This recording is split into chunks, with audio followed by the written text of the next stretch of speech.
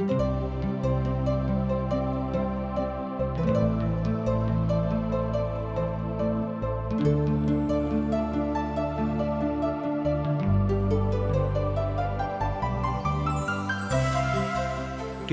India के प्रस्तुति आशक इजोत बाइबल के पुस्तक के क्रमबद्ध अध्ययन अछि, जाहि में अहाँ सबके वह मिलैक जे परमेश्वर द्वारा बनावल गेल मसीह के स्वरूप में जिये के लेल आवश्यक अछि। बाइबल यह बातों के बुनियादी रूपरेखा के सेहो शामिल करै छथि कि विश्वास के दोसर के संग कोना कऽ जियो के अछि। यह यीशु मसीह के अनुसरण करै छी। कृपया देखू आ सुनू, जाहिसँ परमेश्वर अहाँ के जीवन के मार्गदर्शक ठहरै। आशा के इजोत मैथिली कार्यक्रम जे अहीं के कार्यक्रम थिक, एहिमे हम अहाँक स्वागत प्रभु यीशु मसीह के पवित्र आ मीठ नाम में कऽ रहलहुँ हैं। कुरिन्थक पोथी के अर्थात पहिल कुरिन्थियोक पोथी के पहिल प्रभाग संसारिक बातक बखान करैत अछि। एहि बातक अध्ययन में हमरा सब पौलुसक ओहि मानसिकताक अनुभव सेहो कऽ रहलहुँ हैं, बा एना कहियो कोई बातक सेहो देख रहलहुँ हैं जे हमरा सब देखैत छी। अर्थात ओ मानसिकता यह छलनि कि कोनाक लोग प्रभुक सत्यताक विषय में सीखैक। अध्याय 12 एकटा नव प्रभागक खोलैत अछि जे आत्मिक आ आत्मिकताक बातक विश्लेषण करैत अछि। एहि क्रम में पहिल 3 अध्याय आत्मिक वरदानक ऊपर बखान करैत अछि। अर्थात अहाँ बुझि सकलहुँ हैं कि आत्मिक वरदान की थिक, तकरा ऊपर हमरा लोकनि आजुक दिन से चर्चा आरंभ कऽ रहल छी। अध्याय 12 वरदानक ऊपर, उपहारक ऊपर अर्थात मिलबाक विषयक ऊपर कथा करैत अछि। अब तो हम बुझ गेल होबे कि अध्याय 12 वरदानक उपहारक अर्थात मिलबाक विषयक ऊपर कथा करैत अछि। अध्याय 13 वरदानक शक्तिक बताबैत अछि आर अध्याय 14 ओहि आत्मिक वरदानक उपयोग हमरा सब कोना करबैक तकरा विषय में बताबैत अछि। हमरा सब अखन अध्याय 12 में छी आ एहि अध्यायक अध्ययन आरंभ कैलहुँ हैं। हे भाई सब, हम ई नहीं चाहैत छी जे अहाँ आत्मिक वरदानक विषय में अज्ञान रहूं। एहिठाम साधु पौल कुरिन्थक कलीसिया के ओहि सबटा बातक बतेला के बाद, अर्थात सांसारिक बातक बतेला के बाद कि एकटा कलीसिया के कोना रहबाक चाही, तकरा विषय में हमरा लोकनि अखन धरि सिखलहुँ हैं। आ पछला अध्ययन में हमरा लोकनि सिखलहुँ हैं कि प्रभु भोज में लोक के कतेक पवित्रता के साथ सम्मिलित होयबाक चाही। आजुक दिन एहि क्रम में हमरा लोकनि सीखब कि आत्मिक वरदान कोना हमरा लोकनि प्राप्त कऽ सकैत छी। साधु पौल कहैत छथि कि अहाँ सब जेना सब बात में आगाँ बढ़ि रहल छी, तहन यहू विषय के ज्ञान अहाँ सबके भऽ जायक कि आत्मिक वरदान अहाँ कोना के प्रभु से प्राप्त करबेक।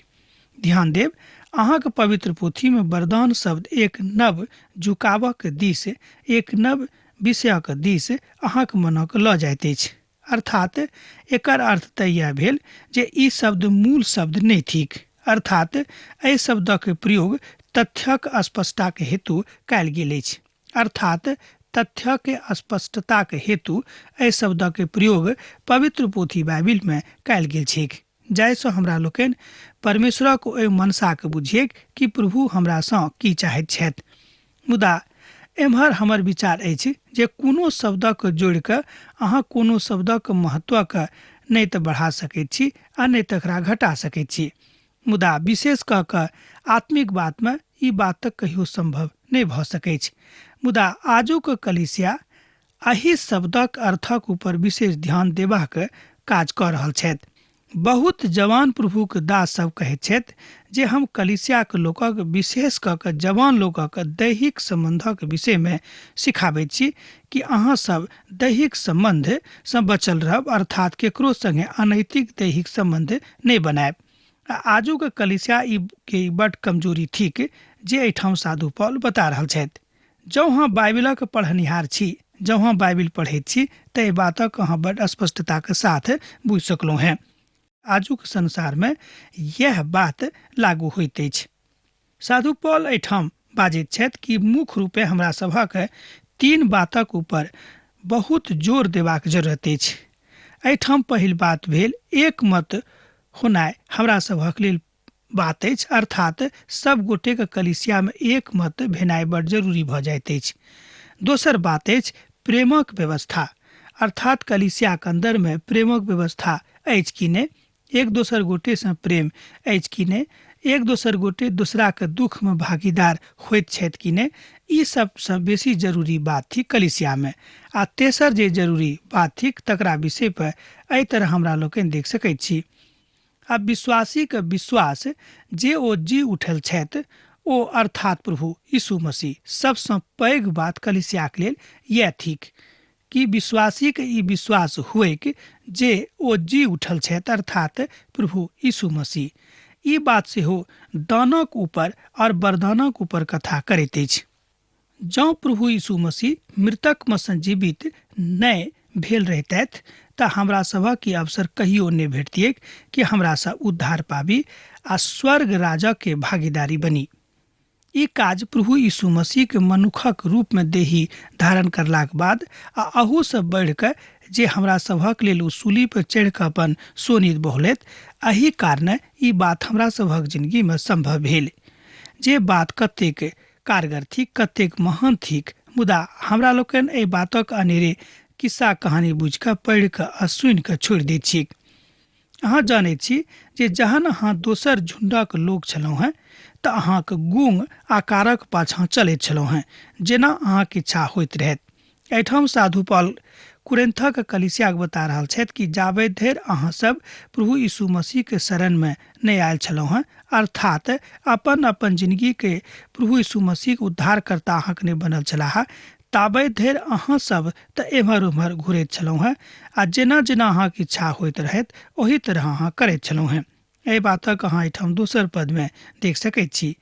पौलुस एहि बातक बता रहल छथि जे आकारक कोनो महत्व नहीं थिक, कियाक तऽ परमेश्वर सर्वशक्तिमान छथि आ हुनका आगू में आकारक कोनो औकात नहीं छनि।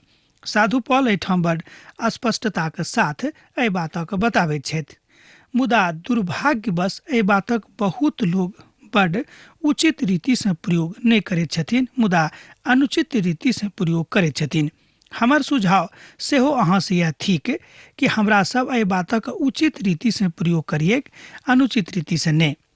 भजन 115 आ तकर 5 भजन में एहि बातक बड़ स्पष्टता के साथ बतायल गेल अछि। भजनकार बाजि रहल छथि आ इब्रानियों पोथी तकर 2 अध्याय तकर 18 पद में एहि बातक ऊपर सेहो चर्चा कयल गेल छै। आ बड़ रुचिकर कथा यह थिक कि जे ओ वरदानक विषय पर कथा कऽ रहल छथि आ ओ वरदान प्रभु यीशु मसीह से हुनका भेटल रहनि आ यह वरदान अहाँके प्रभु के महिमा में देखक अछि बा अहूँ के प्राप्त करबाक अछि। अतः अहाँ गूंग नहीं थिकौ हैं आ नहीं अहाँ गूंग आकारक पाछा अब चला वाला लोग थिकौ हैं। अब अहाँ जीवित प्रभु के लोग भऽ गेलौ हैं, तैं अहाँक जे वरदान थिक से जीवित वरदान हैत जाहिसँ अहाँ स्वयं के प्रफुल्लित तऽ करबे करब, अहाँके कारणे अहाँके परिवार, अहाँके समाज, अहाँके गाम सेहो प्रफुल्लित भऽ जायत।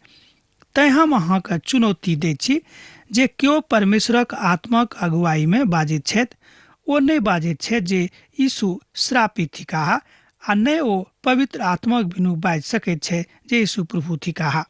एहिठाम साधु पॉल बाजि रहल छथि कि एहि संसारक एहन कोनो लोक नहीं छथि जाबे धरि पवित्र आत्मा हुनक अगुवाई नहीं करतनि ओ एहि बातक नहीं बाजि सकैत छथि कि प्रभु यीशु मसीह स्वयं परमेश्वर थिकाह आ ओ संसारक उद्धारकर्ता छथि जाबे धरि एहि बातक हुनका मन में खूब नीक रीति से पवित्र आत्मा नहीं दऽ देतनि, तहन केओ एहि बातक सेहो नहीं बाजि सकैत छथि कि प्रभु यीशु मसीह श्रापित छलाह। एहिठाम बड़ महान सच्चाई के बतायल गेल अछि। एहिठाम परमेश्वरक लोकक महान बातक दर्शायल सेहो गेल थिक आ प्रभु यीशु प्रभु थिकाह। एहि बातक भेदक सेहो एहि पद में बतायल गेल अछि कि हुनका छोड़ि कऽ आर दोसर केओ प्रभु नहीं छथि। ई बातक सुनि कऽ अहाँ तमसायब नहि, कियाक तऽ प्रभु अहाँ से प्रेम राखैत छथि, प्रभु यीशु मसीह अहाँ से प्रेम करैत छथिन। तैं हम एहि बातक बेर बेर अहाँके बता रहलहुँ हैं, अर्थात बिनु पवित्र आत्माक वरदानक अहाँ प्रभुक आगू नहीं जा सकलहुँ हैं बा नहीं हुनका अहाँ आगाँ पठा सकलहुँ हैं। मत्तीक रचल सुसमाचार तकर 7 अध्याय के 21 पद सँ लऽ कऽ 23 पद में एहि बातक ऊपर बड्ड नीक व्याख्यान मिलैत अछि। जँ अहाँक लग पवित्र पोथी बाइबिल अछि तऽ हम मत्तीक रचल सुसमाचारक खोलि कऽ देख सकैत छी, तकर 7 अध्याय आ 21 पद सँ लऽ कऽ 23 पद धरि। एहिठाम ओहि बातक आख्यान भेटैत अछि आ ओहिठाम हमरा लोकनि देखैत छी कि जतेक लोग ओतऽ जौर भेल छलाह ओ अनेरे जौर नहि भेल छलाह, किएक तऽ पवित्र आत्माक शक्ति हुनका सभक बीचमे आबि गेल रहनि। एहिठाम हमरा लोकनि देखैत छी पवित्र आत्माक वरदान हुनका अनेरे नहि भेटल रहनि। ई तऽ आत्माक पुकार अछि जे ओ प्रभु यीशुके प्रभुक उद्धारकर्ता मानैत छथि। ध्यान दियौक, ई तऽ आत्माक पुकार अछि जे ओ प्रभु यीशु मसीहके अपन उद्धारकर्ताक रूपमे मानैत छथि। सियोन, पतरस आर जतेक लोक छलाह एहि बातक सेहो एहि बातक बताबैत छथिन। जहन समौन पतरस एहि बातक सुनने रहै तहन ओ पेंतीकोस्तक दिन एहि समानताक बातक ओहिठाम बताबैत छथि आ तहन समौन पतरस एहि बातक बजनाइ आरम्भ कऽ देलनि। हमरा लोकनि देखैत छी कि हुनका जिन्दगीमे पवित्र आत्माक वरदान आबि गेल रहै। इहो एकटा आत्मिक वरदान थिक। एहि बातक हमरा लोकनि देखैत छी कहिया तऽ पेंतीकोस्तक दिन एहि बातक ज्ञान हुनका भेटल रहनि, वरदान हुनका भेटल रहनि।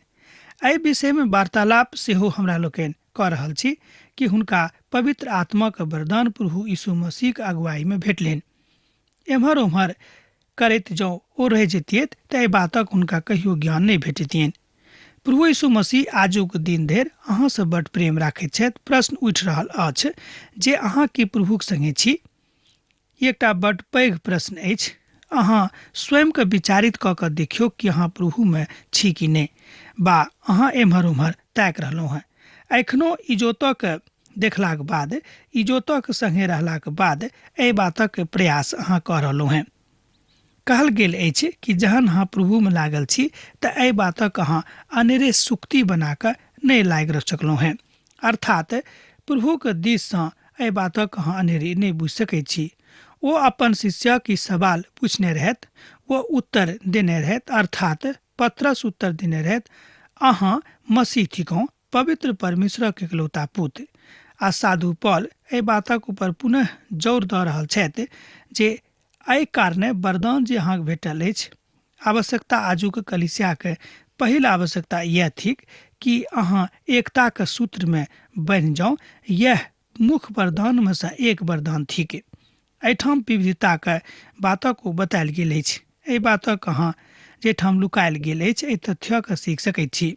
वरदान तऽ बहुत प्रकारक अछि, मुदा आत्मा तऽ एकमात्र अछि। साधु पौल एहिठाम 4 पदमे बाजि रहल छथि कि वरदान तऽ बहुत प्रकारक थिक, मुदा आत्मा तऽ एकमात्र थिक। एहिठाम एकमात्र आत्माक विषयमे जे साधु पौल कहैत छथि ओ प्रभु यीशु मसीहके दिस इशारा कऽ रहल छथिन। वरदान बँटवारा के अछि, अर्थात समस्त कलीसियामे जतेक सदस्य छथि सभक लग अलग अलग प्रकारक वरदान रहनाइ बड्ड जरूरी अछि। किएक तऽ एहिसँ कलीसियामे एकता आबि जेतैक आर कलीसिया प्रभुक मजबूत भऽ जेतैक। अलग प्रकारक वरदान एकटा सेहो थिक, अर्थात जाबे धरि लोगक अलग अलग प्रकारक वरदान नहि रहतै कलीसिया कोना आगाँ जा सकलै है। एहि बातक एहिठाम साधु पौल बता रहल छथि। बहुत प्रकारक वरदानक विषयमे एहिठाम हमरा लोकनि देखैत छी, मुदा ई सबटा वरदान आत्मिक वरदान थिक। ई कोनो संसारिक वरदानक विषयमे साधु पौल एहिठाम बात नहि कऽ रहल छथि। तहन ग्रीक शब्दक जँ अहाँ देखबै, अर्थात वरदानक लेल जे ग्रीक शब्द लेबल गेल अछि तकरा एहिठाम एहि तरह बतौने छथि। ग्रीक शब्दमे तकरा करिस्मिया कहैत गेल अछि, अर्थात एहि शब्दक प्रयोग भिन्न भिन्न भाषा बाजैवलाक लोग कऽ रहल छथि। अर्थात एहि शब्दक अर्थ इएह भेलै कि जहन अहाँमे वरदान प्रभुक आबि गेल अछि तऽ अहाँ प्रभुक एहन काजक लोकक देखा सकलहुँ हेँ जाहिसँ स्वयं लोक अपन अपन मुखसँ बजताह कि मनुखक काज ई नहि भऽ सकैत अछि, ई तऽ प्रभुक काज थिक। एहि शब्दक यह वास्तविक अर्थ बताओल गेल अछि ग्रीक भाषामे। ई शब्द वरदानक पवित्र आत्माक दिस इशारा करैत अछि कि पवित्र आत्माक वरदान अहाँके भेटल अछि कि नहि। एहिठाम हमरा लोकनि देखैत छी कि कलीसियाक लोकके प्रभु बहुत तरहक वरदान देने छथि, तकर प्रयोग ओ परमेश्वरक राजक बढ़ोतरीक लेल कऽ रहल छथि कि नहि, एहि बातक दिस सेहो ध्यान देबाक अछि। कुरिन्थक कलीसियाक साधु पौल बता रहल छथि कि जे वरदान प्रभु अहाँके देने छथि, विशेष कऽ कऽ आत्मिक वरदान, कि अहाँ अपन वरदानक प्रयोग परमेश्वरक राजक के बढ़ोतरीके लेल कऽ रहल छी कि नहि। बहुत बेर हमरा सब जे प्रभु किछु हमरा देने छै तकर हमरा लोकनि दुरुपयोग करैत रहैत छी। आर सेवा सेहो बहुत प्रकारक अछि, मुदा प्रभु तऽ एके थिकाह। एहिठाम साधु पौल बता रहल छथि कि भिन्न भिन्न लोगक भिन्न भिन्न तरहक वरदान भेटल छनि आ भिन्न भिन्न रीतिसँ ओ प्रभुक सेवा करैत छथि। तैँ ओ एहिठाम 5म पदमे बाजि रहल छथिन कि आर सेवा सेहो बहुत प्रकारक अछि, मुदा प्रभु तऽ एके थिकाह। एहिठाम साधु पौल कहैत छथि कि प्रभु अलग अलग तरहक नहि अछि, मुदा अलग अलग वरदान रहलाक कारणे हमरा लोकनि अलग अलग रीतिसँ प्रभुक सेवकाई कऽ रहल छी। सेवकाई तऽ कई प्रकारक अछि, मुदा सभक सेवाक मूल उद्देश्य यह छनि कि प्रभुक राजक बढ़ोतरी हुएक आर प्रभु यीशु मसीह के प्रेमक लोग बुझेक। आ लोग की बुझे कि प्रभु यीशु मसीह के पिता परमेश्वर एहि संसार में एहि द्वारा पठौने रहत, जाहिसँ परमेश्वरक महिमा एहि संसार में एक बेर पुनः आबेक आ आशाक ई जोत सब मनुखक हृदय में झलकैके। यह बातक लऽ कऽ आजुक दिन हमरा लोकनि उपस्थित भेलहुँ हैं आ हमरा लोकनि सेहो सीख रहलहुँ हैं। आ प्रभावशाली काज कई प्रकारक अछि, मुदा परमेश्वर तऽ एके थिकाह जे सब में हर प्रकारक प्रभावक उत्पन्न करैत छथि। एहि बातक साधु पौल एहिठाम 6म पद में बाजि रहल छथिन। साधु पौल एहिठाम कहैत छथि कि प्रभावशाली काज तऽ कई प्रकारक अछि, मुदा परमेश्वर तऽ एके थिकाह जे सब में हर प्रकारक प्रभाव उत्पन्न करैत छथि, अर्थात प्रभाव उत्पन्न कऽ रहल छथि। काज करबाक बहुत महत्वपूर्ण विधान थिक आ विधान तरह तरहक सेहो थिक। एहिठाम साधु पौल कहैत छथि कि जे ऊर्जा प्रभुक दिससँ अहाँक भेटल अछि, ओहि ऊर्जाक दिस अहाँ ध्यान दियौक। ओ कहैत छथिन कि जे ऊर्जा प्रभु अहाँक देने छथि, जे शक्ति प्रभुक दिससँ अहाँ प्राप्त केने छी वरदानक रूपमे, जँ अहाँ प्रभुक विश्वासी थिकहुँ हैं तऽ एहि बातक अहाँ प्रभुक महिमाक लेल प्रयोग कऽ सकैत छी। काज तऽ बहुत प्रकारक अछि, मुदा प्रभु तऽ एकमात्र छथि। एहि बातक हमरा सब सेहो एहिठाम देखैत छी। हमर भाई बहिन, प्रभुक महान महिमा हमरा लोकनि एखन सीख रहल छी कि प्रभुक महान महिमा, महान वरदान मनुष्य जातिके हृदय में वा हुनका जिंदगी में कोना कऽ आबैत अछि। एहि बातक साधु पौल एहिठाम कुरिन्थक कलीसियाके लोकक सिखा रहल छथि आ समस्त मनुष्य जातिके सेहो एहि बातक ज्ञान दऽ रहल छथि। पवित्र आत्माक सहायतासँ प्रभु यीशु अहाँक वरदान दैत छथि। ध्यान दियौक, पवित्र आत्माक सहायतासँ प्रभु यीशु मसीह अहाँक वरदान दैत छथि। प्रभु यीशु वरदानक ऊपर काज करैत छथि आ यह सबटा बात हुनके निर्देशन में होइत छनि वा हुनके निर्देशन में चलैत छनि। पिता परमेश्वर शक्तिमान प्रदान करैत छथि, अर्थात पिता परमेश्वर शक्ति प्रदान कऽ कऽ पवित्र आत्माक एहि बातक लेल नियुक्त कऽ दैत छथि कि अहाँ किनका कोन तरहक वरदान देबनि। अब तऽ स्पष्ट भऽ गेल होइत। आ ओ वरदानक बढ़ाबैत छथि। ई सबटा बात मिलाजुला कऽ प्रभु यीशु मसीहक अगुवाईके बताबैत अछि। इहो स्पष्ट भऽ गेल। हम सोचै छी कि ई सबटा बात मिलाजुला कऽ प्रभु यीशु मसीहक अगुवाईके बताबैत अछि, अर्थात अहाँक कलीसिया प्रभु यीशु मसीहक अगुवाई में चलि रहल अछि। अहाँक कलीसियाक अगुआ प्रभु यीशु मसीह थिकाह सेहो एहिठाम स्पष्ट भऽ गेल। मुदा सभक लाभ पहुँचेबाक हेतु प्रत्येक मनुखक आत्माक इजोत देवल जाइत अछि। एहि बातक हमरा लोकनि 7म पद में देखैत छी। एहिठाम एहि तरह बताओल गेल अछि, मुदा सभक लाभ पहुँचेबाक हेतु प्रत्येक मनुखक आत्माक इजोत देवल गेल छनि। जहन अहाँ आत्मिक वरदानक पाछाँ में लागल छी कि हम कोनो ने कोनो तरह प्रभुसँ आत्मिक वरदान पैबे करब, तहन सबके प्रभु अपन आत्मिक इजोत दऽ दैत छथि, जाहिसँ ओ प्रभुके चिन्है कि हम कतऽ ठाढ़ छी आ हमरा की करबाक अछि। एहि तरह कलीसिया आत्मिक वरदानके फेरामे रहैक, अर्थात आत्मिक वरदानके प्राप्तिके लेल अग्रसर रहैक। अब तऽ स्पष्ट भऽ गेल होइत कि ई काज करबाक सेवा जे अहाँके भेटल अछि तकरा अहाँ करू, आ तैँ अहाँके कलीसिया सामर्थ्यवान बनि कऽ प्रभुके सन्मुख में ठाढ़ होइत। किएक तऽ जतेक कलीसिया एहि संसार में थिक ओ सबटा कलीसिया परमेश्वर के अंग छनि। एहि बातक सेहो हमरा लोकनि पवित्र पोथी से एहिठाम सीखैत छी। अर्थ होइत अछि वरदान। एहिठाम अहाँ बता सकलहुँ हैं कि हमरा लोकनि वरदानक विषय में जे सीख रहल छी कि वरदान प्रभुक दिसन जहन हमरा लोकक भेटैत अछि, ई वरदान आत्मिक वरदान भेल, ई कोनो सांसारिक वरदान नहि भेल। आजुक स्वरूप में हमरा लोकनि जाहि रीति से आत्मिक वरदानक देखैत छी ओ उचित बात नहि लागैत अछि। किएक तऽ प्रभु यीशु मसीह के संसार में पठावल गेलनि, ओ संसार में आबि गेलाह, मनुखक रूप धारण कऽ लेलनि, हाड़ मास में हमरा सभक बीच में रहलनि, एक अदना मनुखक जकाँ सूली पर चढ़ि गेलाह, एक महान पापीक जकाँ सूली पर चढ़ि कऽ अपन प्राण दऽ देलनि। ई सबटा बात प्रभु एहि द्वारा हुआ देलनि जाहिसँ मनुष्य जातिक लेल उद्धारक बाट खुजैके। आ ई सबटा कऽ कऽ ओ उद्धारक बाट खोलि देलखिन आ आत्माक सामर्थ्य समस्त मनुष्य जाति में भरि देलखिन, जे केओ प्रभु यीशु मसीह अपन उद्धार कर्ताक रूप में ग्रहण कऽ लेलनि। अब तऽ स्पष्ट भऽ गेल होइत कि प्रभु यीशु मसीह के आगमनक उद्देश्य इएह रहनि। पिता परमेश्वर इएह चाहैत रहथि जाहिसँ संपूर्ण मनुष्य जाति परमेश्वरक आत्मिक वरदानक पाछाँ दौड़ैक। आत्माक परख वरदानक सभक ऊपर देवल गेल अछि, अर्थात जे काज अहाँके करबाक अछि इहो एकटा बात वरदानक स्वरूप में आबैत अछि। आत्माक परखैक वरदान। अहाँ मान लियौ कि केकरो लग गेलहुँ हैं आ अहाँके मीठ मीठ बाजि कऽ अहाँके ठगि रहल अछि, तऽ ई वरदान सेहो प्रभुसँ अहाँ मांगू कि एहि मनुष्यके अहाँ चिन्हियौ कि सचमुच में प्रभुक लोक छथि कि नहि। ई वरदान प्रभु अहाँके दऽ सकैत छथि, मुदा अहाँ परख कऽ देखबै कि वरदान प्रभुके दिससँ अहाँके भेटल अछि वा शैतान अहाँके बहुको छथि। आ जे वरदान स्वयं परमेश्वर जहन ओतऽ ठाढ़ छथि तऽ कहियो शैतान अहाँके अपन हाथमे नहि लऽ सकैत छथि। मान लिअ कि खूब नीक एकटा गबैया छथि, हुनका गाबैके वरदान भेटल छनि, तेकर मतलब ई नहि भेलै कि वएह वरदान सबसँ पैघ वरदान भऽ गेलै। इहो एकटा नीक वरदान थिक, किएक तऽ हमरा सभक कलीसियामे जे लोक सब छथि, बहुत लोक एहन छै जे खूब नीक गाबैत छथि, मुदा ओ अपन वरदानके दुरुपयोग तऽ नहि कऽ रहल छथि, सेहो अहाँ देखियौ। किएक तऽ हुनका एहि दुआरे नीक गाबैके वरदान भेटलनि जाहिसँ ओ परमेश्वरक गुणानुवाद करैक आ हुनका सुनि कऽ लोक परमेश्वरक नजरीमे आबैक।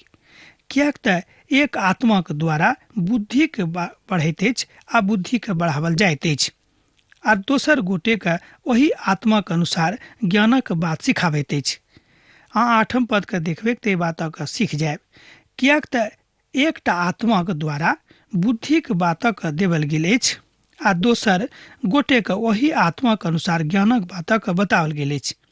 एहिठाम हमरा लोकनि बहुत गूढ़ तथ्यक सीख रहल छी, जँ सत्य रूपे हमरा लोकनि एहि अध्ययनमे लागल छी।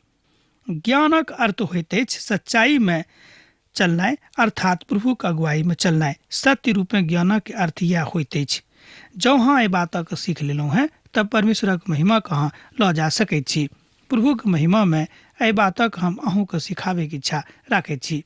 आत्मिक रूपे मानबाक लेल तैयार कऽ रहल छी वा कयल जा सकैत अछि। परमेश्वर पवित्र वचन ओही रीतिसँ हमरा सभक देलनि जाहिसँ गहराइसँ एहि बातक हमरा लोकनि खोदि खोदि कऽ सीखिक। और एकटा पद पढ़ि कऽ आजुक हम एहिठाम अध्ययन समाप्त करब, किएक तऽ विदा होयबाक काल भऽ रहल अछि। और किनको ओहि आत्मासँ विश्वास करबाक और किनको चंगा करबाक वरदान भेटल छनि, इहो आत्मिक वरदान भेल। एहि बातक अहाँ 9म पदमे देख सकैत छी। अब हमरा विदा दिअ, किएक तऽ अहाँसँ विदा होयके काल भऽ रहल अछि। पाती लिखैत रहब, बिसरायब नहि। यीशुक नेह अहाँके जिंदगीमे बनल रहैक। आमीन। हमर विश्वास अछि कि ई कार्यक्रम अहाँके लेल लाभदायक सिद्ध अछि। हम चाहै छी कि अहाँ अपन आशीषके हमरा संग साझा करू। जँ अहाँके नजीक बाइबलसँ आ जीवनसँ सम्बन्धित कोनो प्रकारके प्रश्न भऽ सकैत अछि तऽ अपन समस्याके लेल प्रार्थना करबाके लेल जँ चाहै छी तऽ हमरा फोन नंबर पर जरूर संपर्क कऽ सकैत छी। परमेश्वर अहाँ सबके लेल एकटा सुंदर, सुखद, आनंदित दिन प्रदान करैक।